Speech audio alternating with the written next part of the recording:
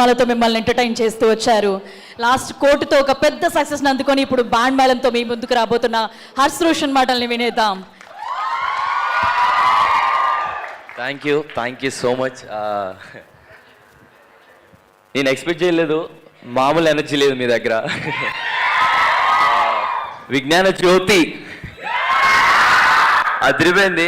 మళ్ళీ ఈ సినిమా మంచి సక్సెస్ అయిన తర్వాత మళ్ళీ ఈ కాలేజ్కి వచ్చి ఈసారి కరెక్ట్గా స్పీకర్ పనిచేస్తూ మనం ఈసారి గట్టిగా ప్లాన్ చేద్దామని కోరుకుంటున్నాను.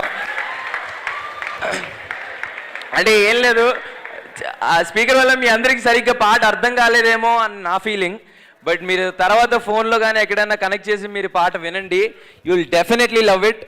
ప్రేమలో లాస్ట్ ఇయర్ సేమ్ ఈ ఫిబ్రవరి టైంలోనే ప్రేమలో సాంగ్ ఒక కాలేజ్లోకి వెళ్ళి ఇలా ఈవెంట్ చేసి రిలీజ్ చేసాం. ఈరోజు నేను ఫస్ట్ టైం ఒక ప్రొటాగనిస్ట్గా సినిమా చేసిన తర్వాత మీ కాలేజ్కి వచ్చి నా first time as a main లీడ్గా ఫస్ట్ సాంగ్ తిప్పుకుంటున్నాం లాంచ్ చేయడం అనేది నాకు very very special. Thank you so much. ఇది చాలా స్పెషల్ నాకు. And thank you so much for inviting us ma'am. Thank you. Coming to band Melam, కోడ్ చేసిన తర్వాత చాలా కథలిని ఏంటి ఎలా అని ఆలోచించుకున్న టైంలో కోన వెంకట్ సార్ ఒక బ్యూటిఫుల్ కథ తీసుకొని వచ్చారు. అదే ఈ బ్యాండ్ మేళం. ఒక ప్యూర్ ప్రాపర్ భావమరదల కథ, ఒక మంచి రామ్ కామ్. మీరు నాకు తెలిసి ఈ సినిమా చూసిన తర్వాత చందు జాబిలి కంటే రాజీని యాదగిరిని బాగా గుర్తుపెట్టుకుంటానని అనుకుంటున్నాను. అండ్ ఈ సినిమా మీకు తప్పకుండా నచ్చుతుందని కోరుకుంటున్నాను. చందుని వేరే లెవెల్ ఎనర్జెటిక్గా చూస్తారు మీరు ఈ సినిమాలో. నేను నన్ను క్యారెక్టర్ ప్లే చేయడం నాకు చాలా హ్యాపీగా ఉంది. Thanks for coming. Thank you so much. పాట ఎలా అనిపించింది?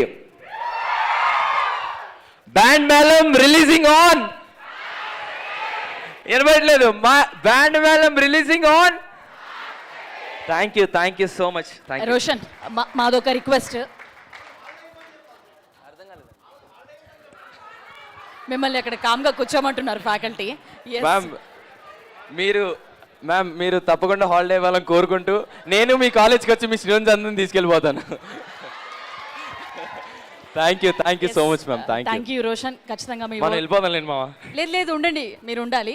అండ్ వెనకాల పోస్టర్లో ఒక లుక్ ఉంది కదా మీ ఇద్దరిది ఒకటి, అదొకసారి రీక్రియేట్ చేస్తారా ఫర్ అస్? ఎస్.